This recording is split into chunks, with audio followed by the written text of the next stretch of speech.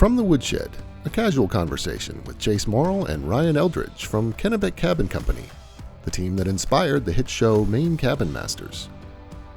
From the Woodshed is brought to you by Nelma, see the stamp, trust the quality. By Hero Media Arts, connecting small business with new customers. And by Hammond Lumber, your building project partner. Now, from the Woodshed Studios at KCC headquarters in Manchester, Maine, it's Chase and Ryan. From the Woodshed, I'm Chase Morrill. With me, as always, Ryan Eldridge and Maggie Morrill. Hi. Hey, everybody. We're here to talk about all things cabin, all things Maine cabins, and all things related to Maine cabins. And a little sports today. A little sports today. Our guest today is Paul Pabst, the executive producer of The Dan Patrick Show. You can find us at KennebeCabinCompany.com, MaineCabinMasters.com, our Facebook page, Instagram page, YouTube. Check out our online store for great merchandise at shop.KennebeCabinCompany.com. We always want to thank our sponsors for helping make this happen. Nelma, Nelma.org, EasternWhitePine.org, SprucePineFur.org, HeroMediaArts.com, and Hammond Lumber Company, the official building material supplier of Kennebec Cabin Company. Like a pro. Like a pro. Every time. It's getting smooth. You've knocked about 5.2 seconds off that. But could I say it without looking at the paper? No. Someday you should be able to. Season 5, episode 18. That's right. Spring is not back yet. So Maggie had a pool going at school for when the ice would be out on Maranacook. When was the official ice out date? We're calling it today. Just so I win. Oh, nice. So Maggie had April 3rd, and there was nobody before her. So if it goes out anytime before April 3rd. She prices right that. Yep. Nice. Good work. Strategy. Because the ice is going out on all the lakes pretty fast. The CYC, the Cobussy Yacht Club, declared ice out on Cobussy Lake on April 1st. Yeah. Wasn't sure if it was an April Fool's joke or not. They had a pretty good one, too. So they had put one on where they had won a grant to study introducing manatees to deal with the milfoil. And so there was some bites on it. Did you guys get punked by anything? Yeah, I got punked the day after April Fool's. You got punked today, a couple days after, looking for your shoes when I walked in. Yeah, so the kids took all my every single left shoe I have. It was Fletcher's idea. And hit them. I don't know if we specifically chose left. We just picked one of each. Well, it was one of every single pair of my shoes. That's awesome. Yeah. So I think with social media, it's so easy to get punked because even though I had got some people good, halfway through the day, I still it would take me half a second. Instantly, like Julian Edelman from the Patriots put one on and said he's going to Tampa Bay. I'm like, are you? I'm like, oh. So I got it too. Yeah. I won't say who else I punked, but. Good times. Yeah, but things are moving along nicely on the camps. Film crew's still here. We're giving camps back and starting new ones. Mud season feels like Groundhog Day to me. It's just kind of like this stretch of nothing really changes, Starts to dry out a little bit, but it's just the same old every day. But, there's some sprouts shooting up. Grasses are turning green. So we're getting there. Slowly but surely. But when you get that nice day, then 2 days later you get the cold day. Yep. And work is hopefully going to start soon out back at the Woodshed. We're going to do some much needed drainage improvement. Man, people were troopers though. Yes. Thank you everybody for coming and hanging out and enjoying the mud and music. I have faith in Mainer's toughness again. Like this winter, I'd go out there. Windy. People would be having beers out there. Sometimes really cold. People are eating out there. Oh yeah. Some of it because of what was going on, but people were being tough and they were coming dressed. Yep. Which was awesome. Yeah, but so we're gonna start some work. So the parking lot will be a little hectic, but we're gonna necessary improvements. But everything is gonna be open. It's gonna stay open. The retail shop is now open 7 days a week. Nice. The Woodshed 7 days a week. So we're cranking. Hopefully my big presentation goes by. So yeah, this week we got a big presentation for the town. For our next phase 2. Yeah. And we've come a long way. First time Chase and I were in there, what was it? Impervious soil, and we're like, do you know what that is? And Chase's like, do you know what that is? And finally we're like, do you know what impervious soil is? And they're looking at us like, who are these two knuckleheads? We didn't know what a 2x4 was. And that was only 3 years ago? Yeah, if even. But we've come a long way. We know what impervious soil is. Yeah. But yeah, things are looking good. Yeah. So we will, we've got a great guest today. Paul Pabst, one of the Danettes. And first, we're going to be joined by one of the camp owners from the latest episode.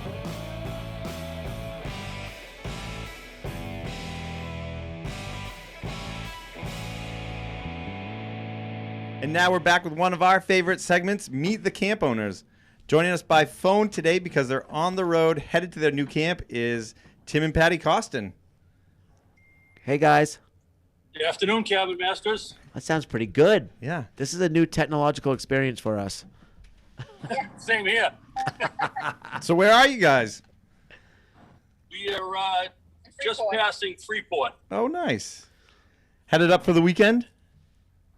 On our way to a brand new camp. Yes. Gosh, and what a good weekend it will be for it. Holy moly. So Yeah, we're very excited. what do you guys think of the episode? It was pretty cool. Like I said, I was pretty glad you cut out where I made a fool of myself. I was pretty happy with that. That's the magic of editing. They'll find the best shots and best wording and use that. No, they make everybody look great. Were you guys Kudos to them then. surprised at what we found when we went in the demo? Yeah, I was a little surprised that the walls and some of the roof was 4 foot on center. Oh, yeah. That was a little scary. Yeah. The part where Jedi almost got taken out by the loft, that was a little unnerving too. Yeah, considering how much time we spent up there. That's true. That's very true.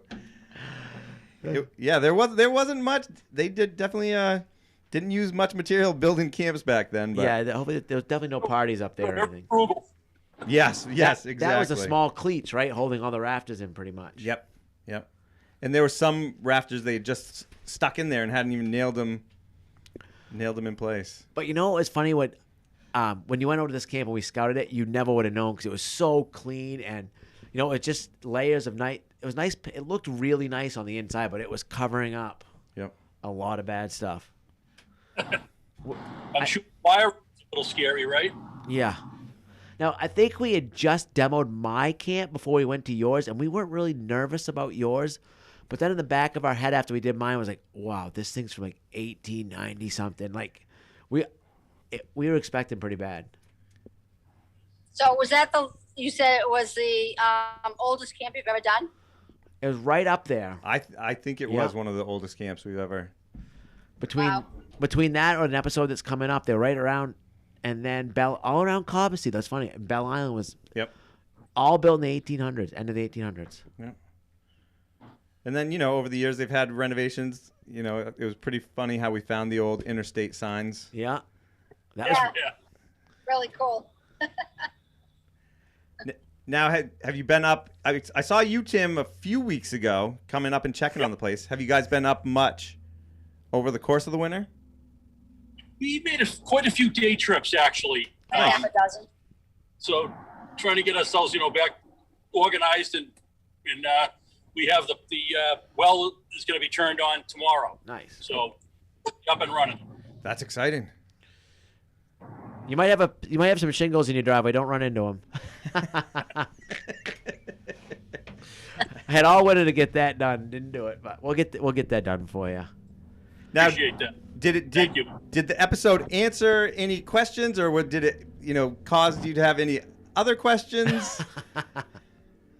I was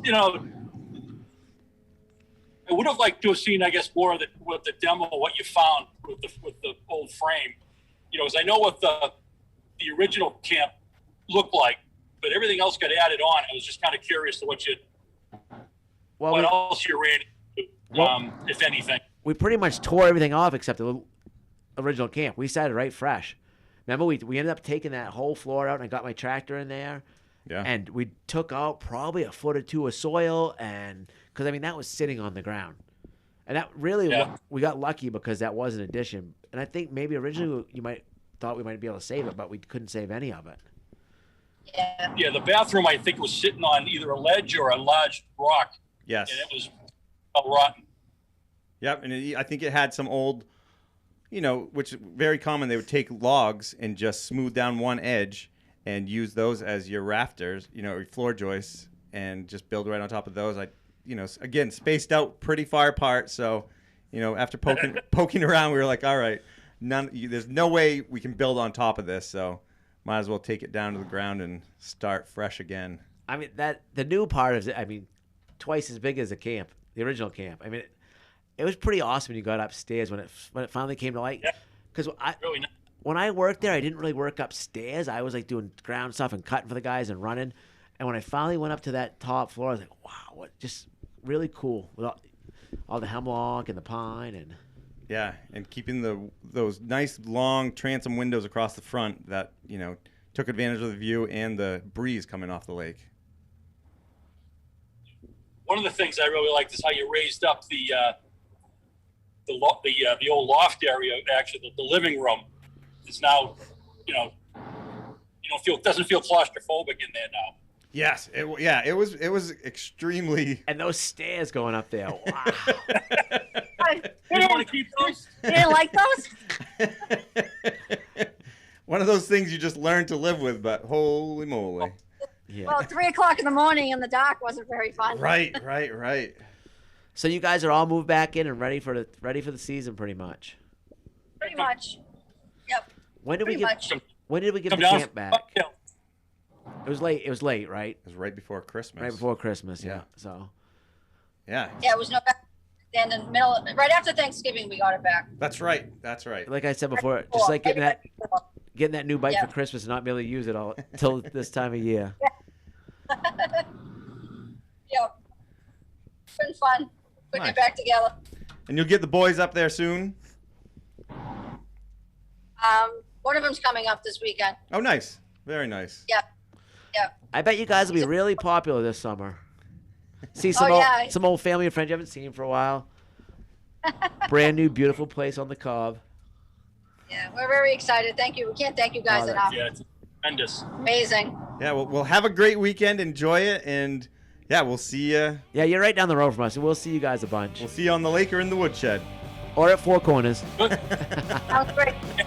Thank you. Have Take a care. safe drive. See you guys. Thanks. Bye.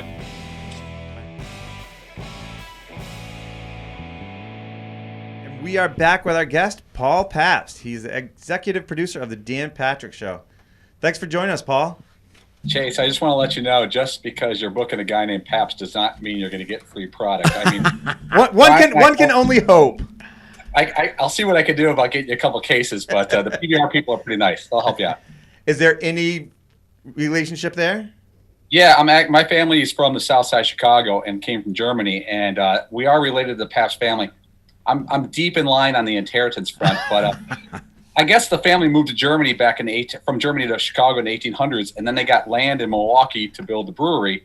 And I get a box of shirts every once in a while, and I can get some free beer here and there. But a long time ago, I used to work with this NASCAR driver who you guys know named Tony Stewart. Yeah. And when Stewart heard my last name was Pabst, he goes, "Can you get me like free Pabst Blue Ribbon gear?" I'm like, "Dude, you're Tony Stewart. You can make one phone call.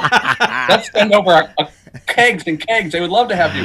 Goes, "I don't want kegs. I just want like 4 Pabst Blue Ribbon shirts." Oh, that's I got him some Pabst Blue Ribbon shirts, and he still wears them to this day. that's awesome. Well, we're gonna drink some Baxter beer because this section is brought by Baxter Brewing. It's a great Maine brewery, and we like this Coastal Haze so much. Last time we're gonna have it again. It's a hazy India Pale Ale. So here's to you, bud. So I should have picked some up. I actually pick up Baxter on the way to Vermont. Yeah. They have a little place right on the Massachusetts Vermont border, and they have Baxter. Baxter's always in cans, so it's good beer. I mean, you guys got some pretty crazy microbrews up there. The Heady Topper. I mean, some of that stuff was hard to get for a long time. It is. I mean, they really became, I wouldn't say a novelty because that's cheapens it, but they became like something you aspire to get. It's out of Waterbury, Vermont. Mm-hmm. But I think the same thing happened up in Maine with Maine Beer Company. Yeah. You guys know that place. And Maine Beer Company became a thing where I live in Connecticut full time, but even when I would go up to Vermont, you'd see Maine Beer Company and there'd be 4 bottles of it. And they serve it more in those like single serving bottles. And it was hard to get. And so the last time I went up to Maine, we went to Maine Brewing Company, and that place is rolling. Unreal, huh? I know, like, if you go to Bissell Brothers or these other guys right before released it, I mean, there's lines out the door. I mean, people are more rabid than waiting for concert tickets or sporting tickets. Yeah. The beer scene is very hot right now. Where is Baxter based? Are they a little farther north? They are in Lewiston, so Oh, okay. right near us. Yeah. They're one of the first breweries in Maine to use the cans. Yeah, that's one of the things I always notice about them is whenever I look in the fridge on the way up to Vermont, I get their winter beer. I can't remember what it's called, but they're good stuff. A big part of Baxter's brand is their Baxter Outdoors section. So they're all about hiking and just outdoor stuff. So that they thought putting it in a can would be easier to go hiking, or if you're mountain biking, or after skiing. Yeah. So yeah, they're all about the outdoors. So you keep mentioning Vermont. You have a ski house up there. Is that Yeah, true? I'm from the South Side of Chicago, so where I grew up, the idea of Vermont or Maine or New Hampshire was it was a figment of my imagination. It didn't really exist. It was like you'd see it in movies or TV. And I moved out to the East Coast to work with CBS Sports years ago. And one of the first things I did when I had a week off, I had this old beat up CB 750 Honda motorcycle, and I drove up to southern Vermont and just got to Wilmington, which is like the southernmost point, and said, "I'm here." I was able to check it out, and I kind of fell in love with southern Vermont. And I was looking for a log cabin forever. My dad always wanted a log cabin when I was a kid. He passed away when I was about 11. I always said, you know what, I'm going to get a log cabin for us. And I looked forever. And the woman who was helping me one day calls up and she goes, I got it. She goes, come here. And I was in the middle of skiing at Mount Snow. I was in the middle of a day with my family. It was March 4 years ago, guys. And she goes, it's it. This is it. Come over here now. It went on the market this morning. I drove over and my realtor was sitting there inside the cabin. It was like, really nice Vermont cabin, not huge, medium size, good shape. It was built in the 70s. Yep. So it was worn in. It didn't look like it was built yesterday, but it also wasn't falling apart. 6 acres, little pond, nice views, a little bit of everything. Nice And fire she walked pit. in. Yeah, exactly. Yeah, 8 fire pits.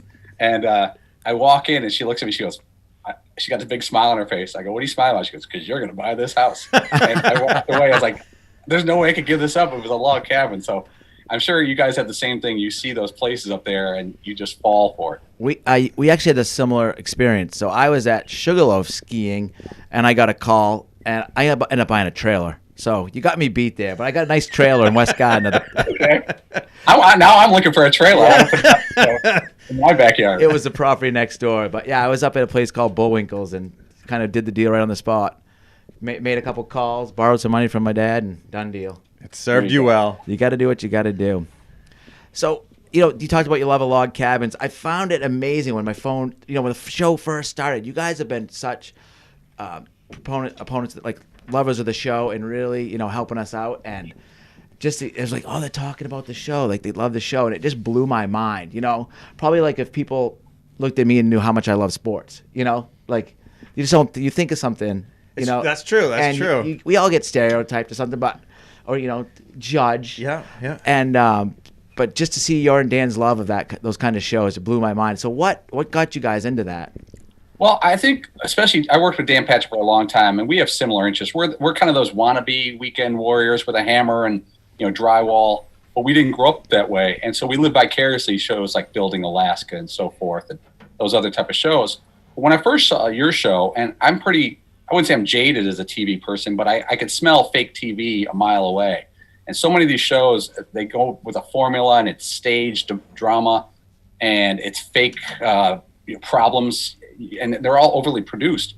And when I watched one episode of your show, I was like, oh, those are 5 people who know each other. These aren't 5 people who were put together to do a show, and it came through. And your problems seem real, and you also didn't have like galactic problems that always get fixed with the last segment, right before the last segment. And it just felt so real. And it also, the other thing I really love about your show is you guys take old camps and you don't make them look like houses in Greenwich, Connecticut. You improve upon them. You find out what the person has always dreamt of, and who they don't have the ability to do it or the funds to do it or the time or whatever it is, and say, all right, we're going to make this place awesome, but we're not going to make it granite countertops awesome, because that just doesn't ring true. And I think people in Maine would especially smell it out in 10 seconds. Well, thanks. Those are kind words. Yeah, thank you. It's true. I think Maine people would definitely notice. I mean, most people would notice right away and say, okay, this isn't real. And and for the lack of drama and stuff and problems, it's like these camps have enough of that. Enough problems. Like the big thing is called an act out. You got to keep the audience like through that commercial. I mean, it's a big part of TV. Right. And the first couple episodes, we're all about act outs, and then after like 3 or 4 episodes, just like this just works because there's always something. You know, the weather, the wife. But it always feels more natural with your show. Chase, there was one episode where I think you were helping that family build one on an island, and you had to get in the water under that dock area, and you had a look on your face like, I don't know what's going to happen here. You don't work underwater a lot, would be my guess. And you had this face that looked like you're looking up at everybody, and your face was like, I'm not sure what's going to happen when I go into this water, but I'm going to throw myself off and jump in. But it didn't feel like, okay, let's make up a problem with the dock, and then we'll have Chase solve it, air quotes. So that's what I thought was cool. Yeah. No, we are definitely problem solving. I mean, we just did it a couple times already this week. Yeah. Now, do you find the same thing is kind of true in the sports world as well? I mean, there's got to be so much drama, off the courts, off the fields. But if you see a team that's doing well, is it because, partly because it's, it's real, it's teamwork that's working together? Like, does that translate into the sports world? Well, it does. And what I thought you were about to reference is like what my show is. The Dan Patrick Show is we're not scripted. We're not formulaic. Right. And we're 5 guys who hang out with each other before, during, and after the show. And our plan for the show is just take the conversation we would have at the bar, take out some of the language, and put it on TV and radio. That's it. I mean, that's like you guys. Obviously, you can't swear as much as you do in normal life in Cabin Masters. And that's why I think I like your show, because it's me, and hopefully I'm not patting on myself on the back, but our shows mirror each other. There's a lot of sports radio shows that the host is very angry and they're yelling and screaming. Like, what are you so upset about? You're talking about sports for a living and getting paid. And that's, I think, why our show, I hope, works, is that it sounds like 5 people you'd like to hang out with and talk some sports with and maybe have some beer and some wings. Well, and your show is almost exactly the same. It doesn't feel like at the end of the show 5 people go in 5 different directions and it doesn't work out. Yep. Yeah, and like people say to us, like we think about you guys, we know someone that like that. You remind me of my buddy, and you guys are just different enough to have good conversations, like and arguments like us. I mean, we don't always agree, but at the end of the day, we come together and we, it's behind us. The guys on our show, I'm from Chicago. Dan's from Ohio. He played college basketball. There's a guy named McLovin, Andrew Perloff. He's an Ivy Leaguer who was a straight A student went to Dartmouth. There's a kid from South Jersey who got kicked out of college for drinking too much and partying. His name is Seton O'Connor. And then there's this guy, Todd Fritz, who's just a manic OCD mess, but he's also fantastic at his job. There's nothing fake on our show. That's just the personalities. And if you go back to your show a couple years ago, I mean, when Lance was on the show, there is no doubt that we're just seeing the tip of the iceberg with him on the air. We're just seeing like the controlled atmosphere version of it, and it must be so much better off the air. Yeah, that is the truth. Now, in our notes here, it says that one of your favorite sports teams is Yale. Yeah, I think I root for the little guy. As much as I grew up liking Notre Dame and the Chicago Bears and things like that, when I moved out to the East Coast, I lived in New Haven, Connecticut. And we start going to like Yale games or Army football games. I'm wearing a Maine football nice hat. Yeah, I was just going to say, nice hat. Yeah, I rolled up there about 5 years ago and saw a game and just made a weekend out of it. I like these medium and smaller size schools because they're playing for the right reasons. And, I go to Rhode Island football, basketball games, or Sacred Heart University. I teach at a small college called Sacred Heart. Yeah. And I think I think you should support your local teams. You guys did that episode, where was it, Colby College? Yep, Colby. And you went down there, and they're going to get rid of all those boards from the gym. You can make something out of that. Instead of it being in a dumpster behind the school, which is what some gigantic 50,000 person school would have probably done with it, they said, let's work with someone around here and see if we can repurpose all this stuff. So I get a kick out of anything small, small towns, small businesses, and same thing goes with colleges and sports teams. Yeah, Maine football is making a good name for themselves lately. They've sent a couple of people to the NFL. Maine was the hockey powerhouse for a long time, and it seems like the football has kind of taken that over. And our own Brad was a star at Husson, so it's true. Yeah, Husson's got a good football program. Are you guys both Red Sox fans, casual or hardcore? I'm hardcore. I'm casual. Ryan's definitely hardcore. I'm hardcore, but the last year I'm kind of been jaded, really, really jaded. But I got. Right, you're spoiled forever. I know. After 2004, you guys have been on full scholarship. Oh yeah, we've had quite a run in New England. Like I tell my nephews, like, you're never gonna see this again. Like, we're so lucky. Like, it was a long time where it was bad. I can't imagine anyone under, I would say, 30 years old in New England, how jaded they are with sports. They had Tom Brady. They had the Celtics winning, not the Larry Bird Celtics, but the Kevin Garnett Celtics. And then the hockey team. Bruins have been good. Yeah, Bruins had a couple titles. And then baseball, to have 04, 09, I mean, all the success the Red Sox has, they're on a bit of a downturn now, but it's been fascinating. One of the first times I started working with Dan Patrick a long time ago, I think summer of 02. And one of the coolest things we ever got to do is we took the radio show. We were back at ESPN at the time, and we went to every game of the 04 American League Championship Series, Red Sox versus Yankees. And the Yankees were slaughtering the Red Sox. And we would do the show in the press box in either Fenway or Yankee Stadium. And after the first 3 games, the Red Sox were getting slaughtered. And we were down on the field before Game 4 at Fenway. And the media was just getting ready to crush the Red Sox. They're like, this is embarrassing. You guys no-showed.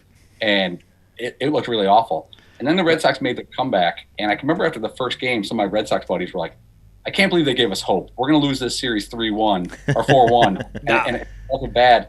But then the series just kind of started turning. And being there was one of the highlights of my career. The energy. The thing I'll never forget, it was about half an hour before Game 7. It's 3-3. It is as tense as it gets. We're in the Bronx. I was in the little catacombs under Yankee Stadium. And Big Papi was absolutely crushing the Yankees. He was just killing them. And before the game, there was a lot of the workers in Yankee Stadium, and a lot of the guys down there were sitting there talking, and they were speaking Spanish. They were Latin American. And all of a sudden, Big Papi comes out of the Red Sox dugout or clubhouse, right? And he's got 3 bats in his hands, and he's just stretching out right before first pitch. And they start, and I speak enough Spanish to get by. They're like, "You got this one tonight, Big Papi? You got this tonight?" He goes, "Tranquilo. Big Papi's got this." And I can remember going, the Red Sox are going to crush these guys because Big Papi killed him. But that was pretty cool. And to see that happen, and I'm like almost a casual Red Sox fan because I just like their fan base. So that was really neat to see. Yeah. And what was it? I lost my thought. But I was thinking about when the 4 days in October, and Kevin Millard, he always knew, Yeah. And when Dave Roberts stole that base, it's pretty crazy when you look back how it went. Yeah, it was a good stretch. I didn't have a voice. I'm glad I wasn't in my 40s and had a real job, and had to get up every morning. And just looking back, how badass Pedro was. I mean, the guy was just in this day and age. I mean, the sport's changed so much in 15 or 16 years. With how pitchers are treated, how batsmen are treated, and Yeah, and I think since you're a Patriot fan too, of course. Yeah. Sometimes while working with Dan Patrick, you get to see some things like this. Dan did an interview with Tom Brady before the Super Bowl a few years ago, and I'm not going to mention which Super Bowl it is, but he carved somebody up when they were down big. Let's put it that way. Yeah. And Dan did the sit down on NBC Sports with Tom Brady, and they talked for 20 minutes, and it was really good stuff. And after they get off air, Dan and Tom Brady are just saying bye. Good to see you. Good luck. And it's pretty quick. There's not a lot of chit chat. But Tom took a minute to say bye to Dan. He goes, what do you think's going to happen? He goes, "Oh, we're going to kill him." He goes, "I know everything they do. We're going to kill him." And I can remember just my eyes went like this because Brady was not on camera and he was not being quoted. He was not on mic, but he just looked at Dan. He said it like a whisper. So the only 2 people who heard him was Dan right there and me right here. And I can remember Brady saying, he goes, "We're going to kill him." And I was, oh, my God. And I wanted to tell all my Red Sox fans or my Patriot fan buddies, but I couldn't. Yeah, he's not even human. Tom Brady's. Yeah. Couldn't imagine. So who are you, a Cubs fan or White Sox? I grew up on the south side of Chicago, but my grandmother, for some reason, got me into the Cubs because they played more day games so the older folks could watch them. And, I went to my first Cub game at 6. And then, I was working with Dan Patrick in 03 when they almost went to the World Series with the Steve Bartman play and everything. And that kind of ripped my heart out. As a Red Sox fan, you've had yours ripped out. I was sitting in my crappy apartment in New Haven, Connecticut, and I'm working with Dan Patrick. It's the second year working with Dan and at ESPN. So if the Cubs get to the World Series, not only am I going to get to go, I'm going to get to go with the Dan Patrick show and have a credential and win, lose, or draw to see the Cubs in the World Series and be able to get access. And when they lost that Game 7, it just felt like I'd been kicked. I mean, my stomach really physically hurt, not figuratively hurt, but literally hurt. That's a big kick. It was a big kick, Yeah. and it took a long time because if you think about it, 03 to 2016, that's 13 years of futility. It's not the Red Sox type of futility, but before that, it was plus 100 years. So I've been there, man. So we see Will Ferrell behind you. How was that day when he was Ron Burgundy on set the whole time? That was unreal. So we were down at the Super Bowl a bunch of years ago, I think in New Orleans, and DirecTV we were working for at the time has a big Super Bowl party. And even though we worked for DirecTV, they didn't let us in the VIP room. And so we snuck into the VIP room at the DirecTV party. And all of a sudden, Will Ferrell comes up to myself and McLovin from the Dan Patch Show, and he puts his hands on our shoulders and goes, "Boys, good to meet you." I'm like, I'm being punked. Will Ferrell saying good to meet me. This is supposed to be the opposite. And he goes, "I watch you guys every day." And he'd been on the show a bunch of times, but always on the phone. We never had Will Ferrell in person. And so he's got this big mustache. And as he's just chit-chatting with us, and he's asking questions about the show, and I'm having like that out-of-body experience, like, Will Ferrell likes my show. It's supposed to be me asking him about asking about Elf. And he goes, "I got an idea." And he goes, "I want to come in studio for the entire show as Ron Burgundy from Anchorman." He goes, "I want to stay in character the entire time." And he looks at me and goes, "What do you think?" I'm like, "This is the greatest thing I've ever heard." And, I've got 2 kids. This is the greatest thing I've ever heard. And he did it all himself. He flew out. He was going to do Letterman. He came to our studio, and he got there the night before to Little Milford, Connecticut, stayed in a hotel. And not the Will Ferrell hotels, like the kind of hotels we would stay at. And he comes in the morning, and he's in full outfit, the hair, the jacket. And he goes, "Get me a glass of, like, that looks like a rocks glass for a drink glass, and fill it with apple juice and pretend it's whiskey." So I took an old thing of Jack Daniels, poured it out, filled it with apple juice, and every break he'd be like, more whiskey. More. And I kept pouring it, chugging it down, and people thought it was really whiskey. But he did a bunch of skits for us. He did this thing where he did great calls in history as Ron Burgundy. And just to put a bow on the story, this is Milford, Connecticut. It's a sleepy little town on the coastline. Guys like Will Ferrell don't come there that often.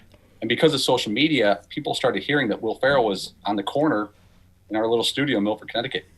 As Will's getting ready to leave, he's got a car outside, and his publicist is there and his agent, and they're going to take him down to New York to do Letterman. There's 2,000 people standing outside our studio. Oh, no kidding. Just like that. Just out of nowhere. Like ants with candy. They were just standing around. And Will's like, "Oh, man, how are we going to get to the car? The car's across the street." And so we call the cops, and the cops come down, and they're going to escort Will out. And Will is such a showman. He goes, "Do me a favor." He goes, "Get a camera and point it at me. I'm going to leave my lav mic on." Lav mics are, I know you guys. And a little remote mic on. He goes, "I'm going to do something going out to the car." And so Will Ferrell, who's a big dude, he's like 6'5", he busts open the door, and he's in full Ron Burgundy gear. The place goes berserk. The street, So awesome. People are yelling. The Dunkin' Donuts across the street, people are running out. And he runs in the middle of the street. He gets into the SUV, but instead of getting in it, he climbs on top of it, his big clunky feet on top of the SUV. Then he stands on top of it, and he's holding on to it like this. And he goes, "People of Milford, Connecticut, I've been to a lot of towns in my life, and Milford is one of them. Thank you. Good night." And they hit the gas and took off. I love that he said it's one of them, and good night. It was 12:45 in the afternoon. Oh, that's awesome. And, there's pictures of him on the local news, and hopefully there will be a better day than that on the Dan Patrick Show, but that's as good as it gets. I had a good laugh the other day. I was running from the job site, and I had the show on when Hank Azaria was on. He was in character, and he actually was going Oral Roberts, and I was kind of laughing at him. And then Oral Roberts went on that run. I was like, "That's pretty impressive." Yeah, it's really neat working with Dan. He has a lot of contacts and a lot of people he's known in the business with Adam Sandler and so forth. And when you see one of these really genius comedians doing their thing, it's like an artist. It really is. And Adam Sandler comes in sometimes, and he comes up with these ideas, and you're like, "Oh my gosh, that's why he does what he does, and we do what we do." That's why I love sports, though. It brings people from all different walks together. Do you guys fight on the job site, music versus sports talk? Does it get a little back and forth? Nah, it's mostly music on the job site because it's so loud. When it's allowed. Yeah. I think that's the biggest fight is, can we even play music on the job site? Because of their filming? Yep. Yeah. Yep. I go like wake up, put some dead on my dead station, then I go around 10 because we get you guys at 10 on the big jab. 10 to noon, I'm on you guys, and then I'm pretty much done. Back to the jam. Have you guys had a situation yet? I think it's one of these days something's going to come where, like, an athlete or a celebrity puts his house out there for you guys to do. Have you had that situation yet where it's been proposed? Because I'm telling you, it's coming. Well, we heard that you're looking for a camp, possibly. I said celebrity. Come on. I'll bring Dan Patrick with me, so I feel a little bit better about it. So the Drummer of Fish is a band I love. We did his camp. Yeah. And I remember that. Yeah. Yeah, that was quite an experience for us. And like Jedi and I, you know what's funny though is I didn't lose it as bad as I thought I would because work takes over. Like, okay, we'll get a look at the camp. Yeah. Like, you're busy, but like 20 years ago, I would have thought I could have dealt with it. You had a few moments. Oh, I did have some moments for sure. But I remember when I came on when I was coming on your show, I was more nervous about that though and it was only speaking to Dan on the phone because I talk so fast and like you guys have a huge audience, so I just kept on writing down talk slow. Right. Don't overtalk yourself. Yeah, I remember when you were going on. You were definitely I was were nervous. very nervous. Yeah, I brought it up to Dan. I was like, we talk about the show. Why don't we have him on? And he goes, well, I want the goofy guy because he doesn't remember anybody's name. And so, funny thing, Ryan, I said your name when he said the goofy guy. I didn't even know if he was talking about you or not. Well, thank you. That was awesome. It's the same thing. Like on our show, we could do this on our sleep. It's no problem. And I'm sure shooting Maine Cabin Masters, now you guys got it down. But when you come on our show, I want to please Dan Patrick. I want to do a good job for Dan because you're a fan. I'm in the same boat here being on with you guys. I want to give you a good show. I'm a big fan of Howard Stern. And years ago, it wasn't really a positive thing, but I think this is like 2015. I ran into Philip Seymour Hoffman, the actor, the night he died. And I saw him on the street. And I went up, my sister and my wife were with me, and we ran into Philip Seymour Hoffman. And it was like 6 o'clock at night. And we said hi to him because I'm a big fan. My sister knew I was a big fan. And he talked to us for like a minute on the street. And then he went around the corner and we walked to his apartment. He died 4 hours later.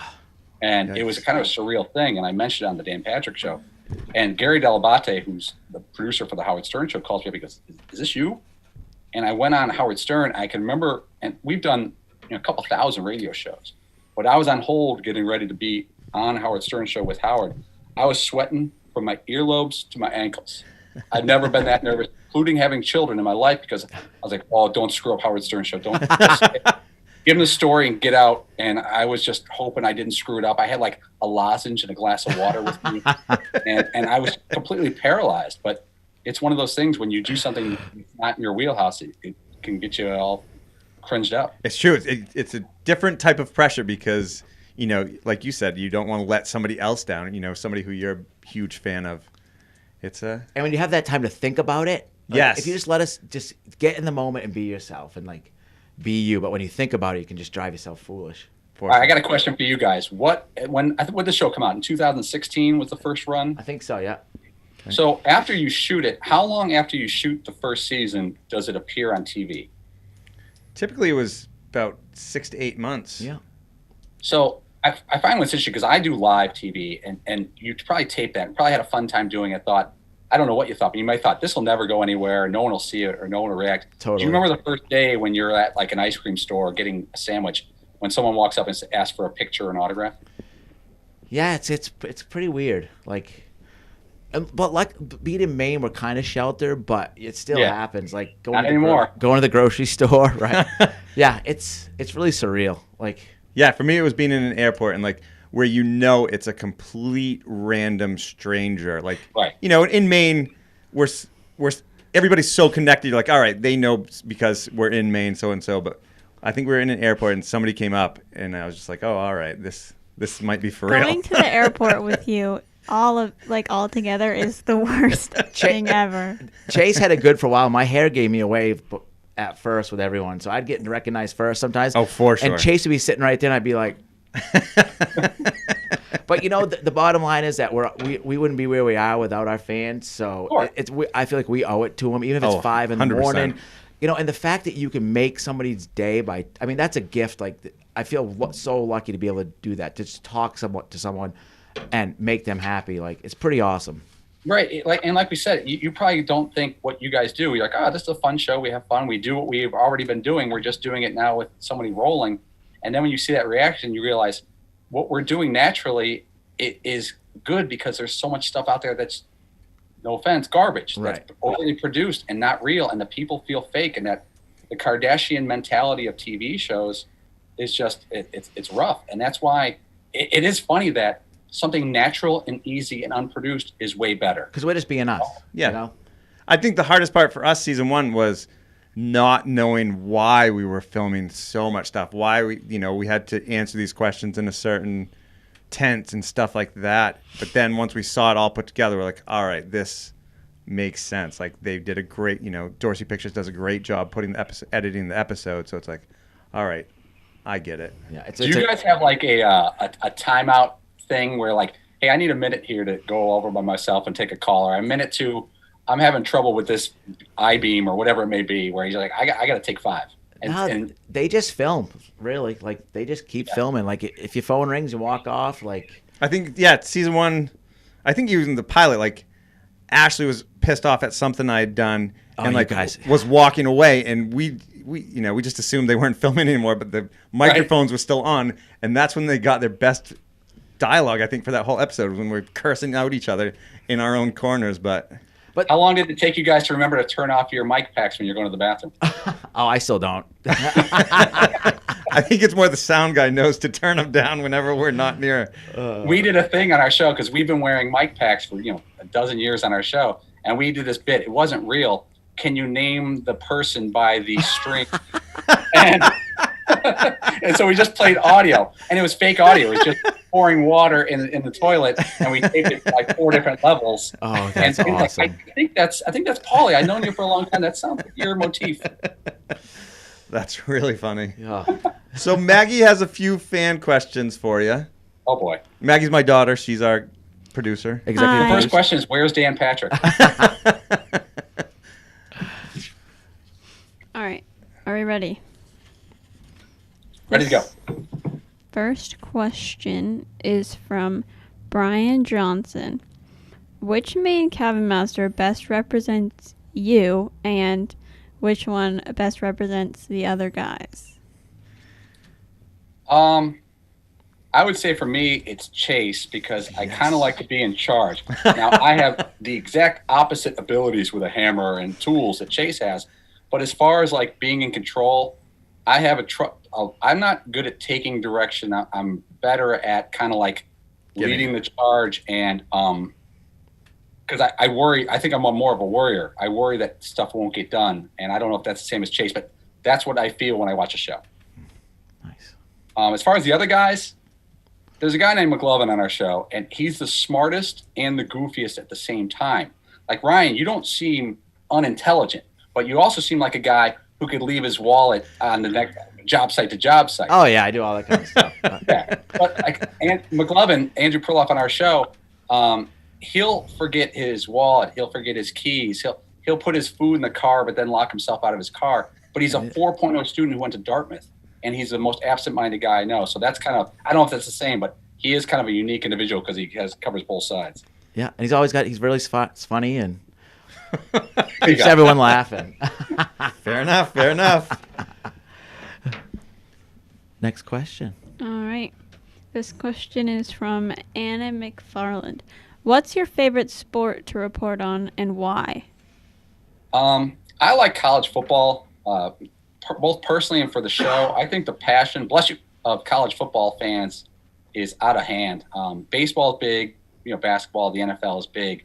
But I think if you ever go down south to a college football game, it has a culture all its own, especially if you go down to like the SEC and Louisiana. The Iron Bowl, Alabama. Yeah, if you go to Alabama, Auburn, it's nuts. So yeah, college football is my personal favorite. I've become a big soccer fan the past 15 years, but covering it, I really like college football. The Nutt family, season 4, were big Alabama fans, and they would go drive their RV there a week before, get their spot. Like, being from New England, we haven't really seen that, how crazy. I mean, they live and breathe college football in the South. You're right. There's college football up here, and it's nice, and it's good. Like, if you go to a Maine, New Hampshire game, it's fun. Right. And there's a few thousand people there, and the tailgate's great. But like you said, I remember, I think the first time I went to an LSU game, there were people in RVs parked on Thursday night for a Saturday night game. Like, it was, I didn't spend $1.5 million on this RV to use it one day a week. And the guy's sitting there with his, nice Tommy Bahama shirt and his $1 million RV. He goes, I use this 6 days a year, 6 football games. And I don't go camping. And you're eating in the Michelin restaurant there too. I mean, that's top notch food those people do. It's unbelievable. Oh yeah, New Orleans is fantastic. All right, one last question from Louise Brown. Tell us a Dan Patrick story no one knows. Oh man, that's a good. No that's one's a good seen question. this, right? It's just us 3 talking. Yeah, boy, there's so many. I got to be careful. There was remember Jake Plummer used to be a quarterback for the Denver Broncos in Arizona State. We were at a bar in Scottsdale, Arizona, and Jake was the quarterback of the Arizona Cardinals at the time. And he was pounding, he was drinking, he was doing shots. And he goes, Dan Patrick, you can't drink with me. And, Dan's Irish, he's Catholic, he's from the Midwest. Dan could take down anybody. And Dan goes, be careful what you ask for. He goes, I know you're a quarterback in the NFL. He goes, I do this for a living. And Jake Plummer was doing shots and trying to take Dan down. And the last thing I remember was Jake Plummer, we were carrying him out of the bar, and Dan Patrick was yelling, I sacked your ass. I sacked your ass. And Dan was dancing over him like he's acting like a defensive lineman. And Dan was fine because he could handle it. Oh, that's awesome. And Dan's told that story on the air, so I'm not talking out of school. But that's one where I was like, if you'd have told me this would have happened. The other one was, I think it was the first 2 months working with Dan. This is a long time ago. This is spring training, 2003. And Sammy Sosa agreed to do a sit-down, the Sunday Night Conversation, for ESPN. It was a big deal. Dan would tape an athlete for 10 minutes. And so it was a Friday. We were doing the show all around spring training in Arizona and Scottsdale. It's really fun out there. And some big boss from ESPN calls my cell phone and says, Sammy Sosa just agreed to do a sit down with Dan. It's 2 hours from now at Sammy's house. We just finished a radio show. We're wearing flip-flops and shorts and T-shirts, hats. It's 80 degrees. We're sweaty. We just did the radio show outside. We had to run to the mall, get Dan a suit, a tie, shoes, everything. We're in like a JCPenney in Scottsdale, Arizona. And then we got to run over to Sammy Sosa's house. Dan has to run in, do this interview. He has not prepped at all. So we're coming up with question ideas as we're driving over. There's going to be a producer over there getting everything set up, one of those, side by side, Sammy and Dan in the living room. And so as we pull up to Sammy's house, he's got this nice rental house in this nice area of Scottsdale. Again, I've been with Dan 6 months at the time. I'm still kind of a novice in the sports media. I grew up on Dan Patrick. He was, in college, I watched him every single night 10 times. And we were in Sammy Sosa's garage. He goes, I got to change. And so Dan starts taking his clothes off in Sammy Sosa's garage. I'm holding the door like this so no one is, and I could hear the people inside, like producers and technical people, and all the technical people that go with these things. And I'm holding the door. Dan's in his underwear. He's putting on the suit. He's wiping up. He's trying to tie a tie. I'm holding his shoes. And I can never think to myself, like, I don't know how I got here, but this is something. And Dan walks in, pretty as a girl, ready to go, hair done, ready to go, suit and tie. And she says, Sammy, good to see you. It's good to see you. Let's go. And he sits down, and 3 minutes after we were outside holding the door, he's inside going to Sammy Sosa going, whatever the first question was. And I really also learned there about Dan Patrick is that's a true talent. He is a very smart, inquisitive, researched, knowledgeable guy. And if anyone ever says Dan Patrick can't do an interview, I'll put my dukes up, because that guy will ask questions that others won't. He will research stuff that others won't find. He will listen and get something out of that person that others don't. And I remember seeing it today going, oh, this guy's the real deal. Because he was outside in flip-flops and shorts 8 minutes ago. Now he's pressing Sammy on, has he ever used performance-enhancing drugs? And not a lot of people, I don't think, can do on 2 hour prep. Yeah. Well, you know what we like to say? We say you're only as good as your ground guy, because that's usually the lowest guy in the totem pole. And Dan gets a lot of help from you guys, and it's very apparent. Yeah. You guys make a good team. Thank you. It really is all of us, because we know we have one of the best in the business doing it. And if we can feed him information or options, it's his show at the end of the day, and he makes all the calls. But it's really fun. It's like being air traffic controllers for the best pilot. And, if you give him the information, her the information, they're going to get you home safely. Yep. Absolutely. Well, I know we speak for all of us, and we can't thank you guys enough for all the support you give us. And the next time we all hang out, it better be on a ski lift with PJ, or you guys come up to Woodshed and drinking some beers or doing something live. So I am going to be in Portland for a brewery tour in mid-May. I don't know if you guys can get the hall pass, but one of my buddies, it's his birthday, and we're doing a walking brewery tour around Portland, I think May 15th. Everyone's invited, whoever's awesome. Watching. Nice. But, you know, I want to say the same. I really love the show. You guys have really mastered this, and the production team really lets you guys do your thing. Keep on going. It's you know, there's certain shows like your show, Deadliest Catch, and that might be it, who can really nail this concept. Awesome. Well, we really appreciate it, coming Paul. from you, that's a huge compliment. Thank you. Thank you, guys. It was fun. I'll be up there we'll soon. see you soon, bud. Tell the rest when we said hi. Will do. I know you guys got to run to the next thing, but I hope you guys had fun, and I'll see you up there. But really, we're coming to Portland for a brewery tour. If you guys can get the hall pass, I'll send you some information. Awesome. Send it along. Thank you. Yeah. Thanks.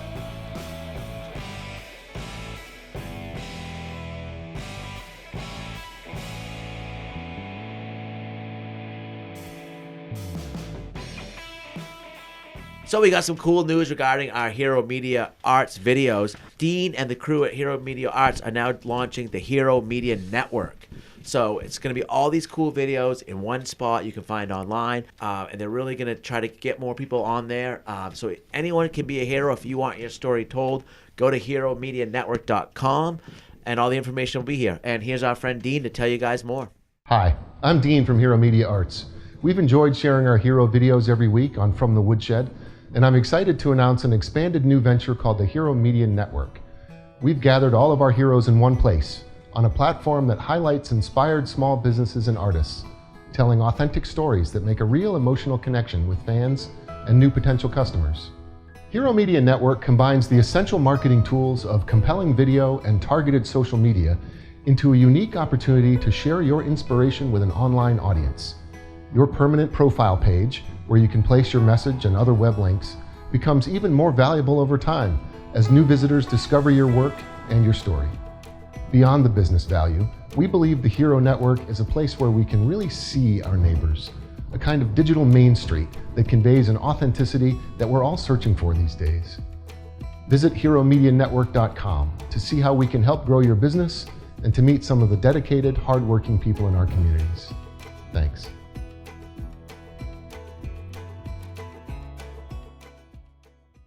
So we are on to Project Pointers, brought to us by Duravent.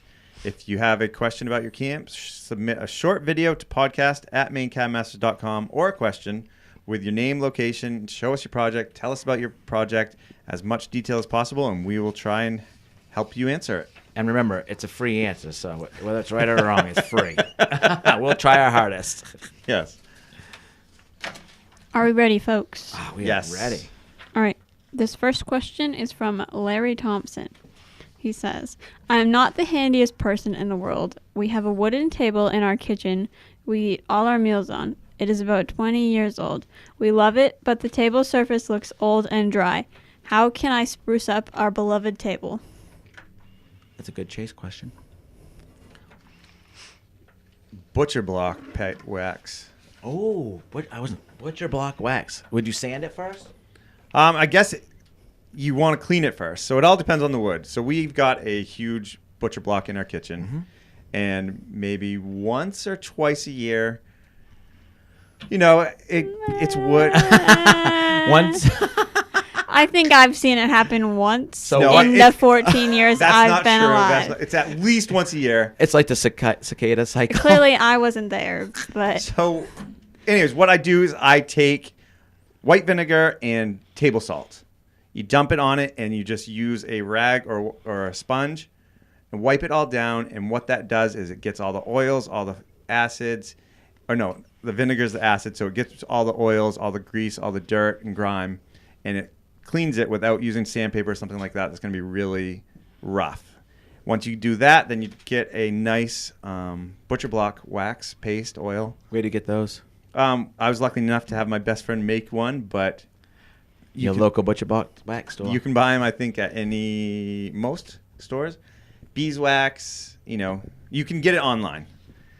But then you just rub that back in, and really you're just preserving the wood. You know, you can do the same thing to wooden bowls, old wooden spoons. You know, cutting boards, anything that's starting to look dry. They say you're not supposed to run cutting board wooden stuff through the dishwasher. Tell my wife that. Tell my wife that.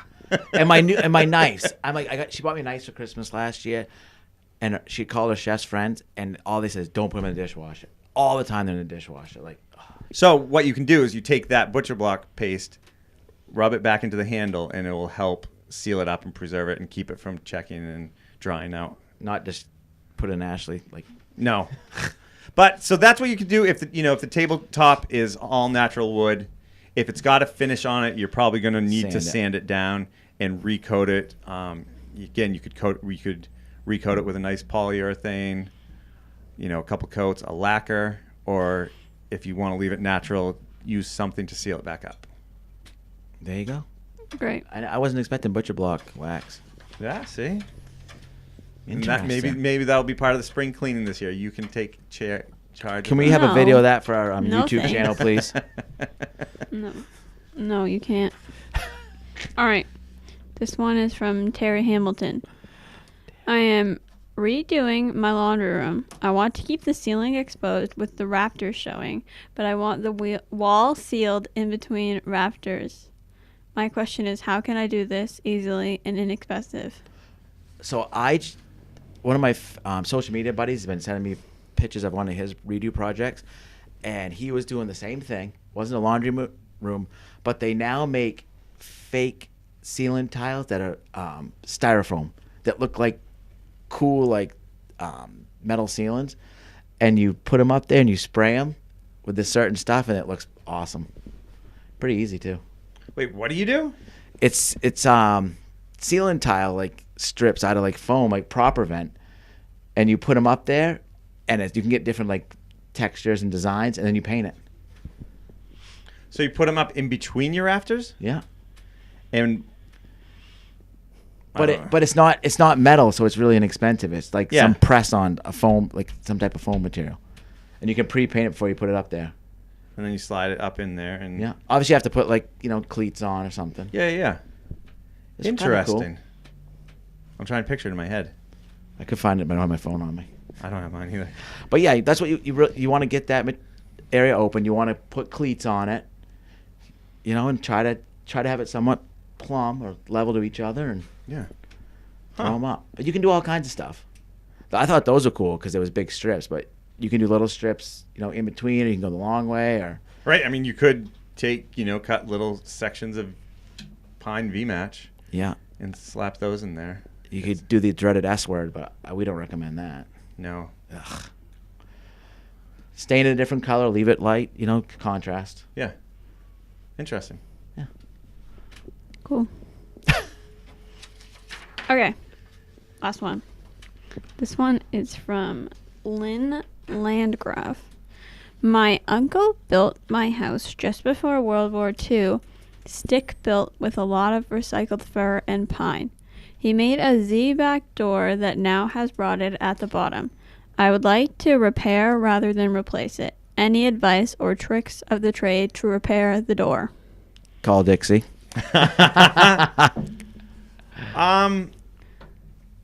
Repair a rotted Z-back door base. Must be exterior, on a barn or something.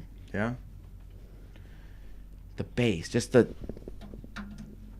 I mean, you could... Cut it off. Cut off any rot, put in a new strip, and then almost do a kick... Almost like kick plate. A mop board on your door. Yeah, to lock it all together. Yeah.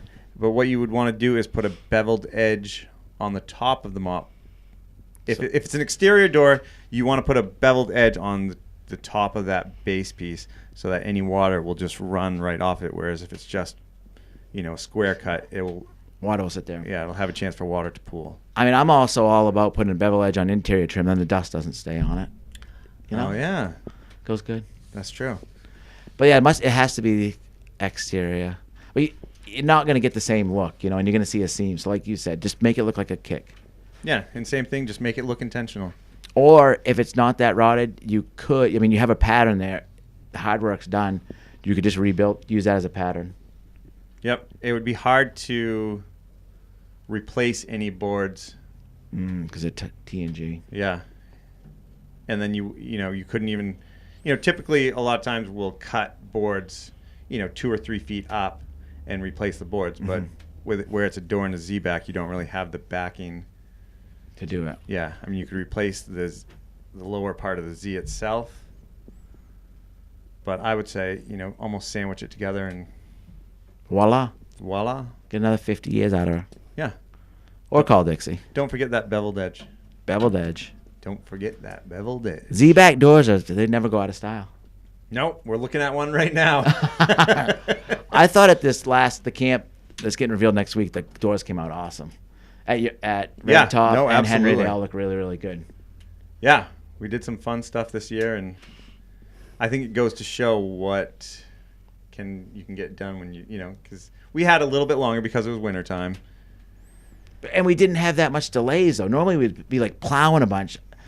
I read yesterday that it was the 3rd least snowiest March ever in Portland and the least snowiest March in Bangor ever. Wow. So we kind of had some free time. Yeah. In theory, on the builds. Yes.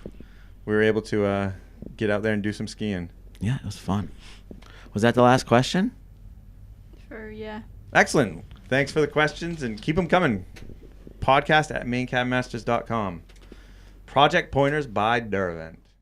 So normally this is questions with Ryan and Chase, and Maggie's asking them, but today we have a little twist.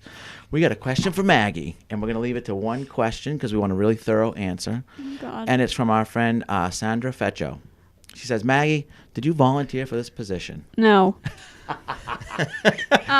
right. And she wants to know, have you grown to love this position? Sometimes, I guess. It's okay. It's tolerable. How did it come about? I don't really know, but before it was even a thing, Chase has lots of ideas that maybe will get accomplished, maybe won't. Anyway, so I was kind of forced into it, I'll be honest with you. Because she had past podcast experience. Ugh. Oh, what podcast? Okay. So we had this assignment An in school. award-winning podcast. Ooh. I didn't make the award-winning. So we had this thing about robots. It was a prompt to write a story. So I wrote a story, and then everyone else, and then we voted, and mine got voted the best one, and then the second best one. So then we switched. So then I did one story, and then 2 people did mine. And then we submitted them to the New York Times podcast contest. Ooh. And the one that was made off my story got, it was one of the finalists. Well, that's a lot more than we knew about podcasts. Exactly. Yeah. And we'll put a link up to that podcast. Maggie emailed it or texted it to me, so we'll make sure we get that up. Yeah. But I've listened to it. It's good, and I knew she was the person for the job. I didn't know that. And how do you deal with all the people come up and talking about the great job you do on here? I mean, it doesn't happen that often. When I'm working, it does. But it's just okay, thank you. Well, I gotta say, you really make it because you're a yin to our yang. You keep us in line, and you make it fun. So. Yes. Yeah. We couldn't do it without you. Exactly. I know. Don't worry. Yeah. It's obvious. All right. On that note, what do we got for new merchandise? Thank you, Maggie. Yes, we appreciate it. We will put the link up for everybody to check out your award-winning podcast. And you may not know this, but someday this could help you in a resume or getting a job down the road. He says this. You say that every week. It's the truth. It's Sure. the truth. Maggie fails to admit that people do like us and that we do have some fans. Occasionally she does. It's hard to believe. All right, so we do have some new products, and they are from famous Dr. Dave's Smokehouse in Reedfield, Maine. And if you guys don't know about Dr. Dave, he's a chiropractor. Yep. And part-time. I say part-time. He goes to barbecue competitions and stuff, and wins a bunch of times. So we have his hot sauces, his rubs. We sell some good He has stuff. A cold smoker. He's constantly dropping by with new products, and it's so great when he does. He turned half his garage into a smoker. Yeah. I think he's a part-time chiropractor now, full-time barbecue guy. But yes, these are great for, barbecuing. Summertime's coming, so grilling. But he does smoked nuts. He does smoked olives, smoked cheeses. And we have some of his products. They have some down at Manchester Meats now. Yep. He's all over the place. And yeah, he's local right here, so. Oh, Ted's Trackside's Grill's open now. I forgot to say that. Gabe and Melissa, who ran KG's Curbside Grill here, have a new restaurant in Winthrop. Go check them out. Great food, and Dr. Dave's supplying them. He's supplying them too? With some stuff. Nice. Yeah.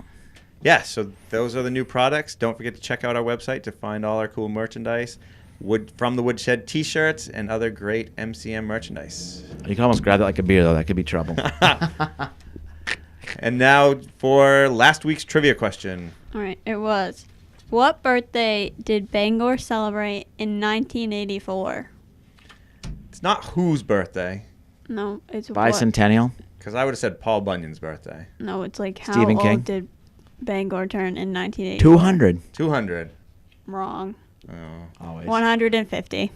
oh Bangor isn't, she's not as old. I didn't think 150 is that big of a birthday to brag about or be a question. I mean, 200, yeah, but 150, come on. Anyway, so if you know the answer to this next question, be the first person to send us the correct answer to podcast@mainecabinmasters.com, and we will announce the winner in the live chat. Okay. What famous American composer was born at Rockland? At Rockland sounds so fancy. At Rockland. Famous composer? Mm-hmm. No clue. All I know about it was that there was a famous show in the 60s down there. It's not Lawrence Welk. All right, so if you know the Yeah, answer, yeah, if let you us know the know, answer. because we don't. We definitely do not. All right. Well, thank you to Paul Pabst for joining us. And everybody tuning in, please keep the questions and comments coming. We've always got to thank our sponsors, Nelma, Hero Media Arts, Hammond Lumber Company. From the Woodshed, we'll be talking to you.